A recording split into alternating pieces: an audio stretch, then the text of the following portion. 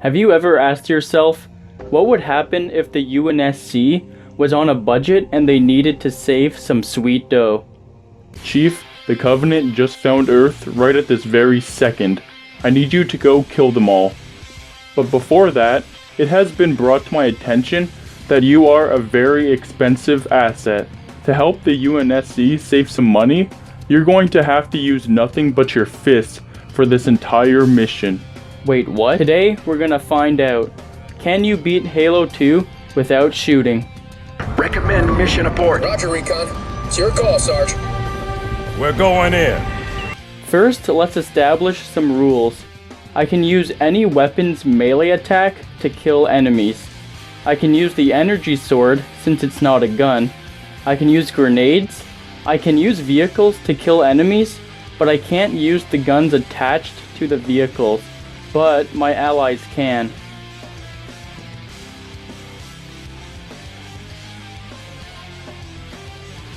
Mission 1 was all about forming an effective strategy for the challenge.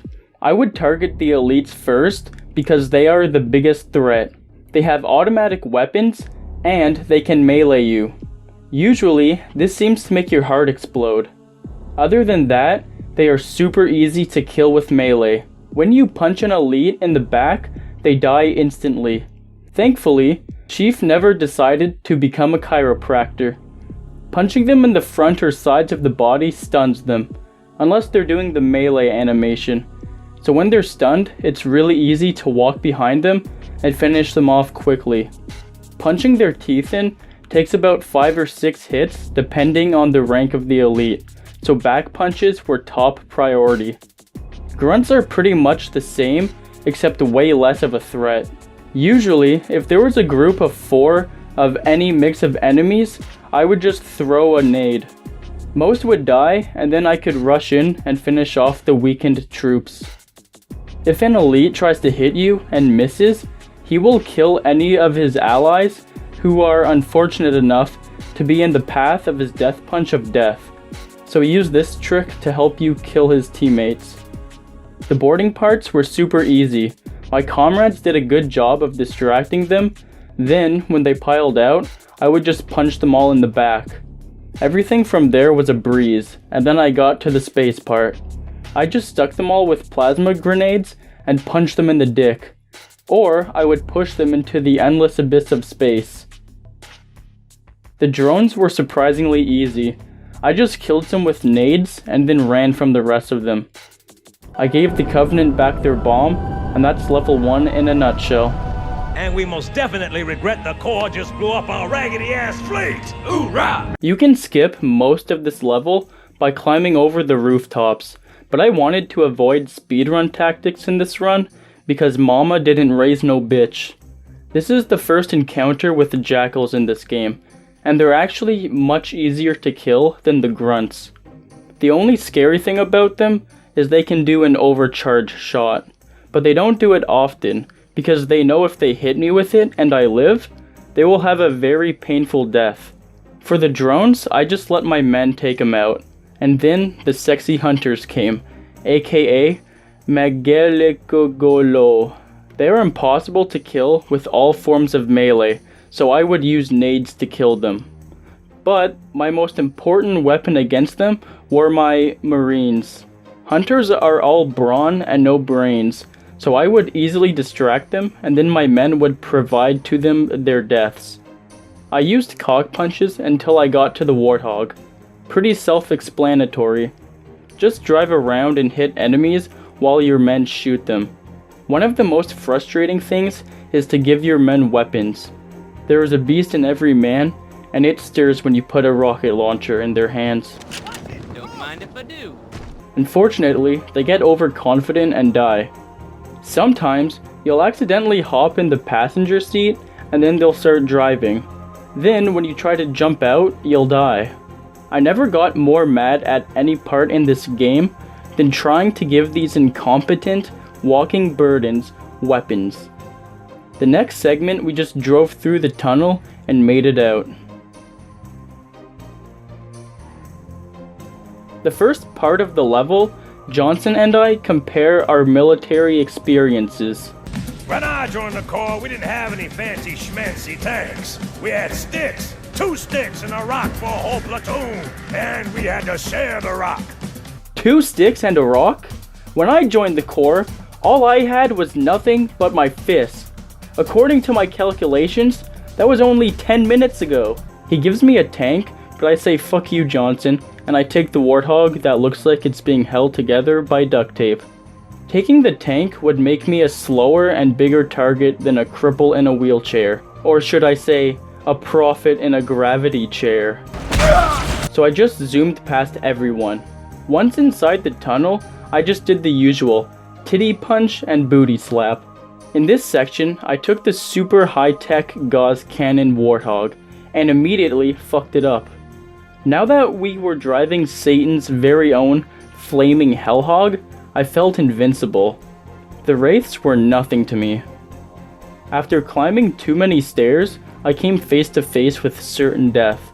I looked it in the eye and said, "Think I'm afraid of you!" So I jumped on and failed to kill the pilots.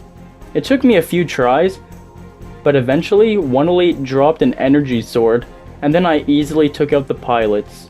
One pilot was even nice enough to kill a grunt for me.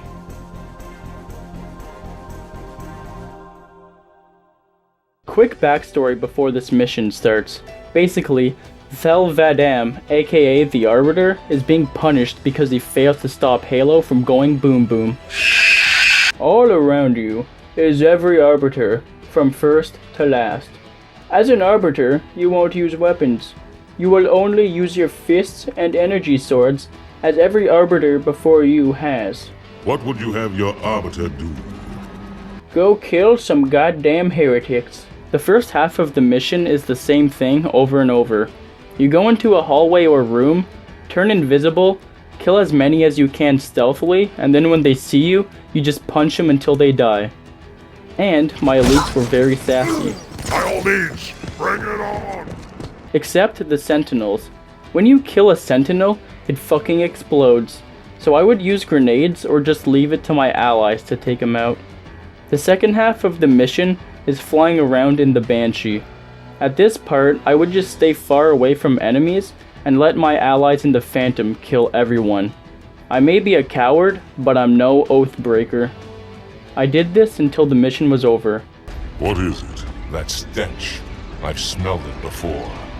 Oh god, it's the flood again. Me have bad feeling about this. You always have bad feeling. You had bad feeling about morning food nipple. Did he say morning food nipple? What the hell is a morning food nipple? Luckily, in Halo 2, we have the energy sword, and grenades are always a good backup option. Killing the flood with the energy sword is super effective, and it barely uses up sword energy. For the elevator part, it's just really boring. I kill all the flood with my sword, while Peter here kills all the sentinels. After 6 minutes, we reach the bottom, and Peter says a really dumb statement. We should have brought weapons to burn these bodies. It was my mission to keep Peter alive. We were the best duo the Flood had ever seen. We easily took out every Flood form that came our way. When it was time to leave, I introduced the heretics to my plasma grenades, while Peter watched our backs. Before he could come in the room with me, the door closed, and that was the last time I ever saw or heard from Pete again. Well, when one door closes, another one opens. Goodbye, Pete. I used the elevator invincibility glitch, and the rest of the mission was a breeze. I cut the cables, forced the heretic from his hole, and chased him for 2 seconds in a Banshee. From the way he's driving, you would think a woman is driving that Banshee. The heretic probably would have lived here if he hadn't attacked me. What a dummy-dum. Oh man, here we go again. Another Halo. Say what? Sarge pounds on my door, and I pound back. This shows that the two of us are fucking tight. I'm his bro, and he is mine. The captain was checking out this new Halo and saw that this jackal was picking on a grunt. So she sent us down because the anti-bully club doesn't discriminate. Human or alien, you play nice. But as soon as we got close, the grunt showed his true colors. I grabbed my anti-bully device and gave it to my ODST troops. They were the best of the best. Anytime troops would get dropped off, I would just shower the ground with grenades and punch the survivors. Johnson knows I like warthogs more than tanks, so he dropped one off for me. We drove it around the hill, killed some boys, and I unlocked the bridge. Then Johnson gave me a tank. He knew I wouldn't use it, but it was a good gesture of our friendship. I sped through the entire driving section and made it up to the supplies. My Marines and I fought our way through everyone and made it to the waterfall. One Marine was having self-doubts, so I had to give her a shove in the right direction. Now she was radiating confidence. I thought they would be a big help with the drones, but most of them despawned at this part. Bunch of cowards. Except for one champion who gave me much needed help. I used the honor guards as sheaths for my energy sword and finished the level. To start off, we pull a one-punch man on everything until we reach the hunters. Keeping your men alive until here is crucial because they destroy these guys. The gondolas are as simple as 2+2. Just punch everything and your men will take out the drones. We fisted our way to the elevator and I had to keep my men alive to help me with the second group of hunters. I could run by, but a psychopath's bloodlust is never quenched. We killed everything that we could until we hit the second gondola. I gave my men rocket launchers to take out the banshees, but afterwards they lost their explosive weapons privileges because they kept killing themselves. Now hang on a minute, Chief. So I became Jackie Robinson, killed everyone, and busted into Regret's crib. His defenses were horribly easy to beat. I was proud that I kept my men alive this long. I came face to face with Regret, and it looked like he wanted to change his name from Regret to Oh Shit. I forced him to eat my knuckle sandwich and left my men to die while I escaped with my life. I fell into someone else's grave, but it was okay because they said I'm welcome in it. There isn't much to be said about this level. It's mainly sentinels and flood, so I ran by pretty much everyone. And I met an adorable little grunt. Arbiter! Big, scary thing! Run away! Wait! No, make, go back! Aw, don't worry, buddy. I won't make you go back. I'll just leave you alone here with the sentinels. Good luck. I literally only killed 1 sentinel and 15 flood. For the first half of this mission, all I did was drive past everyone because my allies really suck at manning the Spectre's gun. It seems like every elite is blind and missing a chromosome or two. Once on the gondola, we just had to defend against the flood until the end of the level, so there isn't much to be said about this mission either. Although, this level was pretty glitchy for me. The flood would just hang out in this hole half the time, and my allies were just standing around while I did all the work. Like I said, elites are blind and missing a chromosome or two. Either that, or they were pacifists and would rather die than kill the undead. I meet Johnson and have a friendly chat with him. How you doing? But then Tartarus betrays me.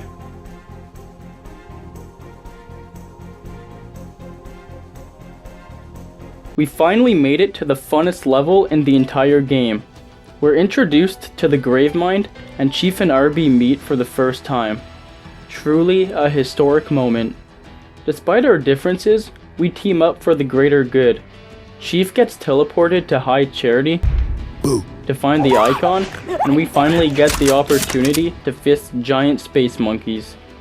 The brutes are strong, they have a lot of health, and they hit you harder than an alcoholic hits their children.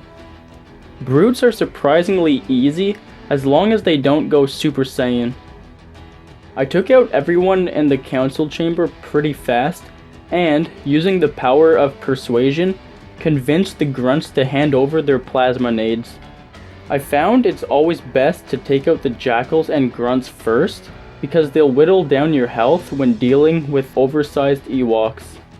Getting a brute shot was crucial because they have a blade attached to the weapon, which makes melee damage immensely stronger. I made my way to the prison cells, and the brute shot made this challenge so much easier, especially when the brutes did this. I took out the guards and thought, maybe my men can kill one grunt. My faith in my men was quickly diminished.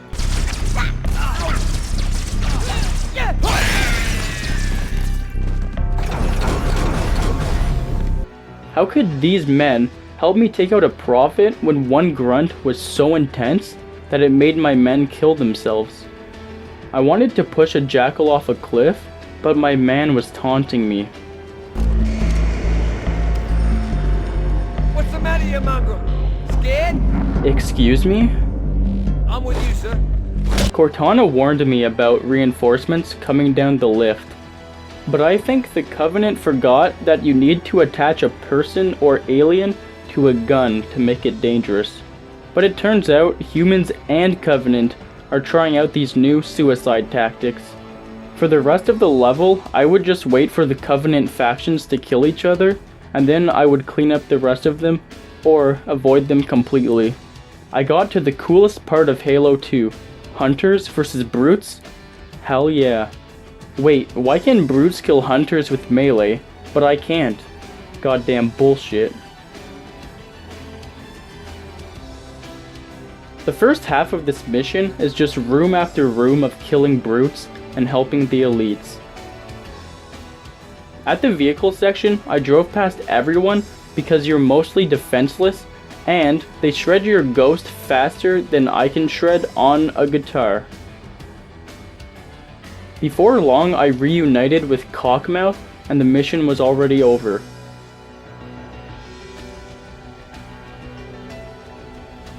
Now comes the first and only mission in Halo 2, where we fight the Flood as Master Chief. Punching them to death takes way too long. Seriously, like 15 hits. So I found an energy sword and used that to take him out. And my backup was obviously a brute shot. This mission is only 10 minutes long to beat, so I killed who I needed to, and ran past everyone else. The Flood can quickly overwhelm you if you aren't careful. So I promised not to make a promise to save Cortana, and flew back to Earth on a Forerunner ship, where I would leave her alone on High Charity to get tortured by the Gravemind.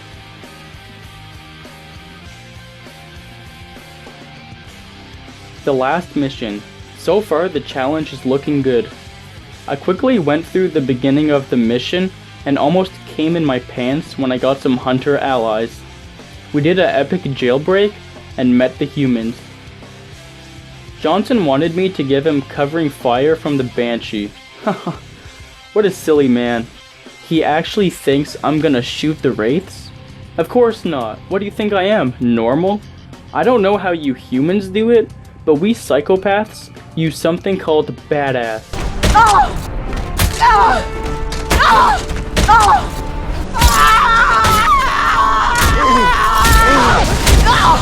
Johnson carefully unlocked the door, and I found my old pal Jizz Monkey.